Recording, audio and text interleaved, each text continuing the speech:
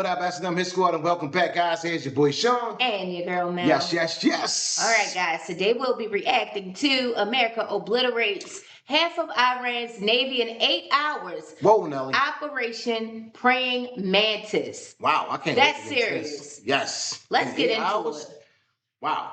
All right, so guys, before we get into it, go ahead and smash that like button, turn on all notifications. Let's dive into it. Let's see what we got. The time that the U.S. Navy got upset and destroyed half of Iran's entire naval fleet in a single 8-hour workday.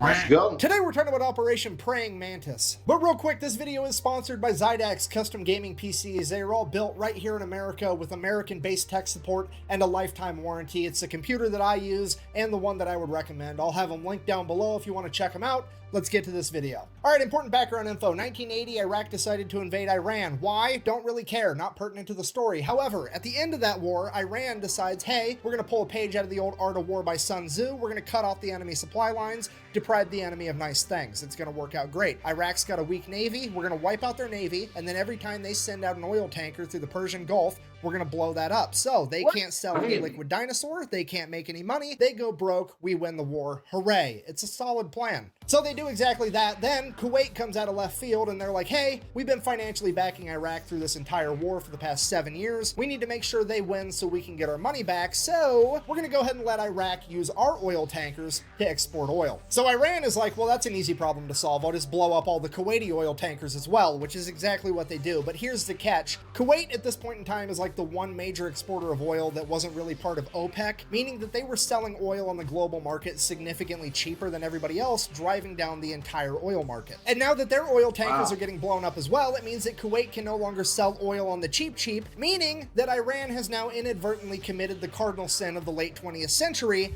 raising gas prices. Now the entire Western world looks over at the Persian Gulf like, the fuck? The ghost of Sun Tzu's sitting there shaking his head like, that's the one exception. I would have messed with any supply line except for that one, because we all know what happens next.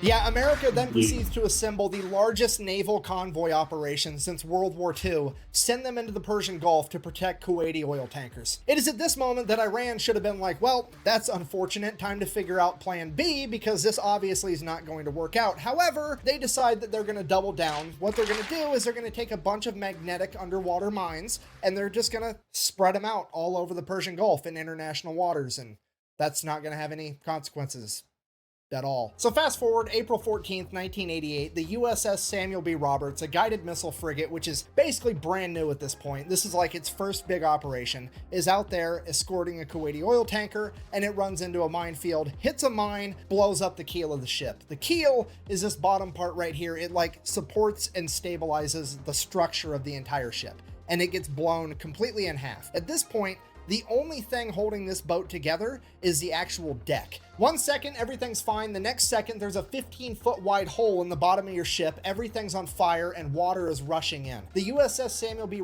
took on half of its weight in water in the first minute. This is a catastrophic amount of damage that would sink 99% of ships, but as fate would have it, the crew of the USS Samuel B. had already been winning competitions for having the best damage control crew in the Navy. So the entire crew gets to work. They're putting out fires, they're plugging holes, they're literally cinching the hull together with steel cables trying to stabilize it, because the only thing holding it together is a deck at this point. Over the course of the next 5 hours, the entire crew fights their ass off and somehow manages to get the situation under control and limp the ship all the way back to Dubai, where they can get it to a port. And the most incredible part of all of it, not a single American was killed, only 10 men were injured during the fire and the initial explosion. So the crew survived, the boat's basically completely destroyed. Then America sends in an underwater crew, figure out what happened. They find the remnants of the mine, they check out the other mines. Yep, they're Iranian. At this point, now somebody has to inform the president, because this is a big deal. And the president at this point in time is, let me check my notes, fucking Ronald Reagan. I'm from the government and I'm here to help. So they go ahead and they brief Ronald Reagan on everything that happened. He's super happy that everybody survived, and he's like, okay, well, here's what we're gonna do. We're gonna issue a proportional response. And what the US Navy heard was, Awesome. all right, so here's the plan. Iran currently has 3 oil rigs in the Persian Gulf that are not being used for drilling oil, but as military bases for their naval operations. So the US Navy is going to go ahead and take out all 3 of those. Now, I don't really know what the guided missile frigate to oil rig exchange ratio is, but we're going to go ahead and err on the side of caution and say that it's not quite proportional enough yet. So Iran also really only has like 2 modern naval vessels. That's the Iranian frigate Sahand and the Iranian frigate Sabatland. They're going to go ahead and take out at least one of those, maybe both. We'll see how proportional they want to get. And then by the time they get all that done, that should be a nice 8-hour workday. It'll be time to clock out and go get some ice cream. So in order to get all this done by quitting time, they're going to go ahead and establish 3 different surface attack groups. Each group is going to have 2 destroyers and 1 bonus ship. That bonus ship is either going to be an amphibious landing ship or a frigate. Either way, they're all going to be identified as Bravo, Charlie, and Delta. Bravo group is tasked with taking out 2 oil rigs, Charlie group is tasked with taking out the 1 remaining oil rig, and Delta's mission is to go hunt down those 2 frigates and take them out. And then, just for insurance purposes, we're also going to have the USS Enterprise parked right outside the Persian Gulf to provide air support, you know, in case we need it. So, April 18th, 1988, 4 days after the mining of the USS Samuel B. Roberts, Operation Praying Mantis goes into full swing, and Bravo Group shows up at their oil rig first. At which point, they radio over to the oil rig and inform them that they will be blowing it up in 5 minutes and that they should all leave. So, a bunch of people start leaving. They hop in tugboats and take off. Bravo Group, seeing that they're making an honest effort to actually evacuate, agrees to give them 15 more minutes. So, fast forward 20 minutes later, they send out another radio message, hey, time's up. They then fire the 5-inch guns right over the top of the oil rig with the rounds set to airburst, hopefully scaring off any stragglers. And it is at this point that some Iranian military member decides that he is going to audition to be the main character of this story because he hops on a 23mm anti-aircraft gun and opens fire on Bravo Group. And without skipping a beat, one of the 5-inch guns on one of the destroyers just goes poof, and just fucking direct hit smokes this dude. Barely touches the rest of the oil rig. This guy, definitely not the main character, but the silver lining, he at least made it into the credits as Baloney Miss Cloud #1. Now, obviously, I'm paraphrasing here, but at this point, Bravo Group radios over to the oil rig one last time, something along the lines of, hey, does anybody else need to find out what it's like to chew 5 gum? Or you fuckers ready to quit? The oil rig finally radios back and is like, yeah, please cease fire. We're gonna leave. So all the Iranian military members leave. Bravo Group decides to open up on it for a little bit with the 5-inch guns before sending over a couple of Hueys full of Marines. The Marines hop out, place some demo charges, hop back on the helicopters, take off. The entire oil rig blows up, and already things are getting more proportional. Yeah, in the United States. And while all that was happening, Charlie Group made it to their first oil rig as well, and pretty much the exact same thing played out. The only differences were Charlie Group didn't have Marines to place the demo charges, they had Navy SEALs, and when the Iranians opened up with the 23mm anti-aircraft guns, they just decided to keep firing 5-inch shells at the oil platform until it burst into flames and burnt the entire thing to the ground. At which point, the commander of the destroyer kind of looks over at the Navy SEALs and is like, sorry, I guess you guys get to sit this one out. Oh, mission got canceled? Good. And while all that's going down, Bravo Group's already making their way over to the third oil rig, at which point they pick up something on radar, and it's definitely another enemy ship headed right towards them. And at this point, you have to remember, this is the late 1980s. None of the American sailors have seen naval warfare on this scale. The pucker factor is on. They are getting harpoon missiles ready, and they are about to get in like one of the biggest naval fights since World War II. At which point, whoever's in charge of Bravo Group decides to take a deep breath, and they're like, okay, let's send up a helicopter real quick just to verify that it's actually an enemy ship. So the helicopter goes up, radios back to Bravo Group. It's definitely a warship, but it's a Soviet destroyer. At which point everybody's like, what? What is happening right now? So they radio over to this Russian destroyer and they're like, what are your intentions? And the Russian commander radios back in broken English. I swear to God, this is a real quote. I'm just here to take pictures for history. Look, I know that I bash on the Soviet Union and communism every single chance I get, but this time around, I gotta give it to them. These guys know how to party. Just straight up rolling into the middle of the largest naval operation since World War II to eat popcorn and watch. It's incredible. At this point, Iran finally figures out that there's something going on, but they don't really know what, so they just begin attacking any ship they can find, and the first ship they found was a civilian cargo ship called the Willie Tide, that they begin attacking with bog hammer-style speedboats. So the Willie Tide radios for help, the USS Enterprise responds, responds by sending up a bunch of A6 intruders, as well as F-14 Tomcats. The A6 intruders show up, start dropping cluster bombs, they end up hitting one of the speedboats and scattering the rest. The civilian cargo ship is saved, hooray. Cutting back to Charlie Group, now there's an Iranian fast attack ship coming right at them. So they radio over like, hey, yeah, we're kind of going around blowing up all your stuff, but also we've got a very specific list, you're not on it, so how about you just go away and we'll forget we saw you. The Iranian fast attack ship messages back, sounds good, we'll do that. And then they just keep driving right towards them. And then this Iranian fast attack ship gets within like 15 miles of Charlie Group, which is like point blank range for a naval battle. Charlie Group radios again, dude, what are you doing? To which they respond, I'm following orders. And then they proceeded to lock their radar on Charlie Group, which Charlie Group can see. At which point Charlie Group immediately launches 5 missiles directly at the Iranian vessel. The Iranian vessel fires a harpoon missile back at Charlie Group. Both groups now have missiles in the air screaming towards one another. The Americans launch countermeasures, shooting up chaff rockets that end up catching the harpoon missile, detonating it in midair. The Iranian vessel, on the other hand, did not have any countermeasures capable of stopping the newer technology behind the American missiles, and it would end up getting sunk pretty much immediately. Then, before anybody can really even fully digest what just happened, radar picks up 3 Iranian F-4s screaming towards Charlie Group. Charlie Group then turns, fires a bunch of surface-to-air missiles at the F-4s. The F-4s see them coming. They're like, oh shit. They pop a U-turn and try to outrun them. F-4s, while they are extremely fast, can't outrun missiles, so one of the missiles ends up blowing a wing off one of the F-4s. Now America has taken out an entire naval vessel and an F-4 that they did not plan on taking out,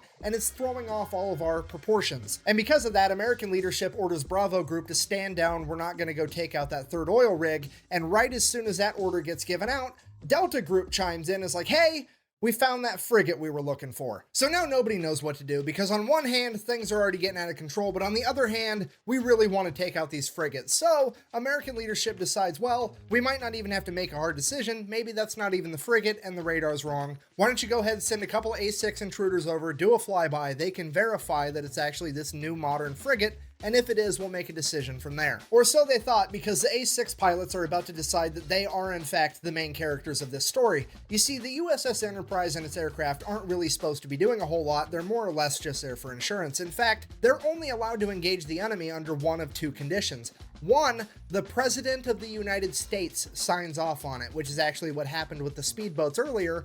Or 2, they get fired upon first. So they got told to go fly by this boat to verify that it is in fact the new modern frigate, but they didn't get told how to fly by the boat, so they drop down 50 feet above the water and just gun it, and they buzz the entire ship. So the ship opens fire with its AA guns, but these planes are so low to the water, the AA guns can't actually aim down low enough, so all the anti-aircraft fire goes right over the top of them. They continue to stay low enough till they get out of anti-aircraft gun range, and then they pull up, at which point the ship launches a bunch of surface-to-air missiles at them. They drop chaff as a countermeasure, takes care of those, no big deal. They then go around, do a U-turn, send a radio message to this frigate, I'm going to sink you now. Which they can now legally do, because remember, the ship fired on them first. You fell victim to one of the classic blunders. So the A6 fires an anti-ship harpoon missile, and the second they pull the trigger on that, the fire control team from the USS Enterprise is like, what the fuck are you doing? We're not supposed to be killing things yet. And the A6s are like, look, they fired at us first. That's the rules. And the USS Enterprise is like, holy shit, okay, I guess. Let them have it. Then the harpoon missile finally makes impact. It's a bullseye. The A6s do a U-turn, go, drop another 500-pound laser-guided bomb right through the deck of this frigate, fly past it, do another U-turn, come back, drop a 1,000-pound bomb on it. Then they radio over to the Enterprise and like, yeah, it's definitely gonna sink. We're gonna head back. So the A6s take off, headed back to the Enterprise, and like 5 minutes later, Delta Group shows up with their warships and begin firing on the already sinking frigate. They hit the magazine, the frigate explodes, rapidly sinks to the ocean floor. At this point, naval leadership is like, okay, Jesus Christ, everybody stop killing things. We need to figure out what all happened. We got to keep this proportional, remember. So they start radioing back and forth. Everybody's figuring out what everybody did, if anybody's hurt, what's going on, the whole story. And then as the A6s are making their way back to the USS Enterprise, guess what they happen to fly past? The other modern frigate. So now the entire US Navy is looking at this last frigate like SpongeBob looking at a jug of water. I don't need it. I don't need it. Oh my God. A sitting duck. I need it. But also, like, realistically speaking, the A6s are pretty much out of ammunition. The only thing they have left are 2,000-pound bombs, and those just aren't going to be enough by themselves without a harpoon missile to take down this ship anyways, so they really are just going to fly by and verify that it's the modern frigate. So the A6 intruders go ahead, they do their flyby. It is in fact the new frigate that they thought it was, and it does in fact open fire on the A6s. Wow. A6s make it out completely unscathed, at which point they pop a U-turn, and one of the A6 pilots is like, It's the bullseye womp rats in my T-16 back home. So the A6 pulls up, gaining altitude, and then dives down, aims its nose right at the frigate at like a 35-degree angle. They're doing a good old-fashioned dive bombing run like it's fucking World War II. The AA guns start firing, there's bullets whizzing past the plane, but they're committed now. They're closing in, closing in. The bombardier behind the pilot lets the pilot know, hey, I'm locked on. At which point, bombs away, the pilot pulls up, and the bomb goes right down the fucking smokestack of this boat. Blows up, completely destroying the entire engine room. That frigate is now dead in the water with no power. The A6s go ahead and radio in that they have completely disabled this frigate, at which point the American leadership calls a complete ceasefire. They're going to go ahead and let that frigate survive, get towed off, potentially be repaired. With the US Navy having effectively disabled or destroyed over half of Iran's functioning navy, the US military decides to call it a good day, ends Operation Praying Mantis, we all get to live happily ever after. Except, later that night, Iran decided that they wanted to fight a little bit more, and they launched a bunch of Silkworm anti-ship missiles at American vessels. Luckily, no American vessels were actually hit. However, this is now a huge political problem because America has been mad at the fact that Iran even had Silkworm missiles for years at this point, and the American government has made it very clear to Iran that if they ever used them, they would be going to war with America, period. That's set in stone. So the Reagan administration, not wanting to kick off World War III in the 1980s, reaches out to the Iranian government and is like, here's what's going to happen. You're going to go ahead and admit that that was an accident. I'm going to sweep it under the rug and we're never going to talk about it again, because if this makes headline news and the American people find out, I'm going to have to get real proportional around here. So Iran's like, okay, fine, whatever, it was an accident, let's sweep that whole thing under the rug, but I am still going to take America to international court to try to prove that it was a war crime to take out my oil rigs, that way I can get reparations and make America pay for it. So they go to international court, they lay out the case. The international court is looking at America like, okay, well, first of all, you're the fraction people. I don't know how you think that this is proportional, but it definitely wasn't. Second of all, according to the Amity Act, you absolutely should not have attacked their oil rigs. This is probably a war crime. At which point the representative for America is like, well, actually, if you read the Amity Treaty between Iran and the United States, it only talks about ships and boats. It don't say shit about oil rigs, meaning I wasn't obligated to not attack those oil rigs. At which point the court is like, hold on. Fucking, he's right. Son of a bitch. Okay, well, I guess you can do. America's innocent, because I've said it once and I'll say it again.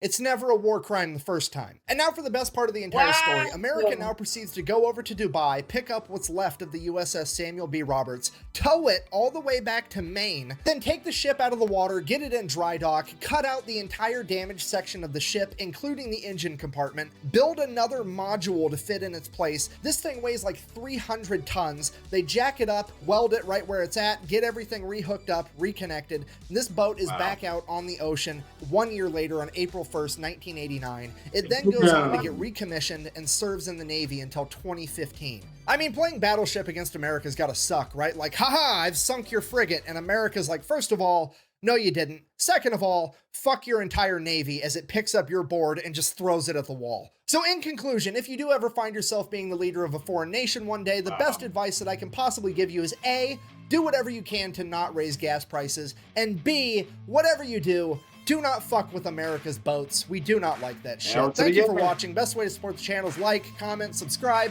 maybe go buy some merch at thefatelectrician.com. Quack, bang, out.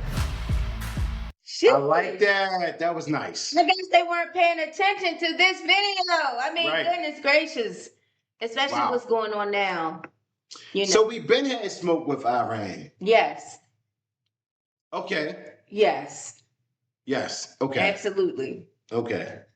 And they didn't learn their lesson? No. They didn't learn their lesson. Operation Praying Mantis.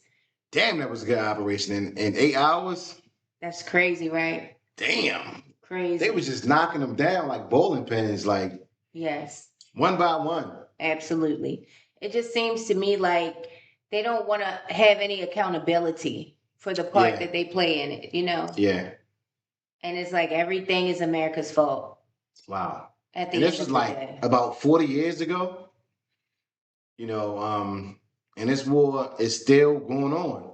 And that's the reason why America didn't want them to have nuclear weapons. And look at them gas understand. prices. Sky high. Yeah. But hey, you got to do what you got to do. Yes. That's why we got the best military. Wow, that was Ever. extraordinary, right? Yeah. That guy knows a lot of information. He was breaking it down, you know, He's amazing. part by part, piece by piece. And Yes, I think definitely he going did to an amazing subscribe to job. his channel. Yes. Y'all yes. go and subscribe. Yes. I'll have the link in the description. Absolutely. But wow, that was exciting. Yeah, that was a nice story. Back in 88. Wow. All right, guys, go ahead and smash that like button. Get this video a big fat thumbs up, and also get inside the comment section. We appreciate the love and support, guys. All right, we signing off. Peace, love, and blessings. All right, guys. Peace. Peace.